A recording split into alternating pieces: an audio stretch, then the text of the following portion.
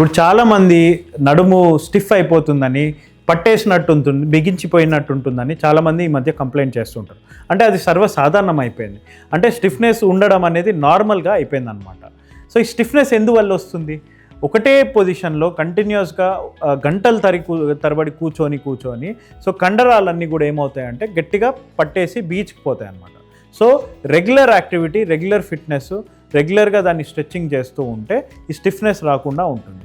So ఈ కండరాలు long టర్మ్లో గట్టిగా బిగించుకుపోయాయి అనుకోండి, సో దాని ఎఫెక్ట్ అంతా డైరెక్ట్గా మన వెన్నుపూస మీద పడుతుంది. సో వెన్నుపూస మీద పడినప్పుడు ఏమవుతుంది, వెన్నులో ఉన్న ఈ గుజ్జు, డిస్క్ అనేవి అవి కూడా సాఫ్ట్గా ఉండాల్సినవి గట్టిగా అయిపోయి ఆ మాత్రం స్టిఫ్నెస్ మూమెంట్ కూడా కంప్లీట్గా ఆపేస్తాయి. సో కొన్ని కండిషన్స్ ఉన్నాయి, యాంకలోజింగ్ స్పాండిలైటిస్ అంటాం.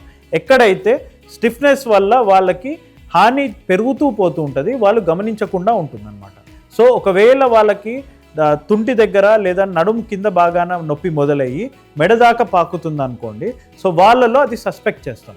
అది కూడా ఎక్కువగా కూర్చొని చేసే పనుల్లో వాళ్ళలో ఎక్కువ చూస్తాం అనమాట. అంటే బ్యాంకర్స్, ఐటీ ఎంప్లాయీస్, కొందరు డాక్టర్స్, మేకప్ ఆర్టిస్ట్స్, ఎక్కడైతే ఎక్కువసేపు కూర్చొని చేసే పని ఉంటుందో వాళ్ళల్లో ఈ ప్రాబ్లం వచ్చే అవకాశం చాలా ఎక్కువగా ఉంటుంది. If you found this video useful, like, comment, and subscribe for more health updates.